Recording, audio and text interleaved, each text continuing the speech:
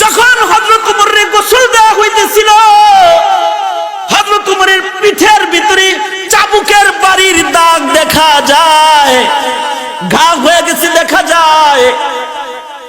লোকেরা বলে, যারা গোসল দিয়েছে তারা বলে আমিরুল মুমিনিনের পিঠের ভিতরে বেত্রাঘাতের চাবুকের দাগ।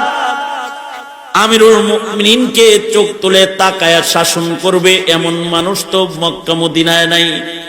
সেখানে খলিফাতুল মুসলিমিন আধা জাহানের খলিফার পিঠে চাবুকের দাগ কেমনে আসলো?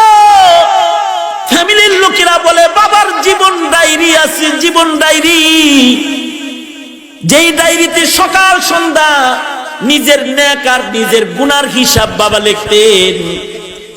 নিজের অপরাধ আর নিজের সুকর্মকে লিপিবদ্ধ করতেন। কোনদিন সন্ধ্যা বেলায় যদি দিনের ইবাদত কম হয়ে যেত, তাহলে নিজের পিঠে নিজে দুর্রা মেরে নিজেকে নিজে শাসন করতেন, ওমর কাজটা ভালো করো নাই।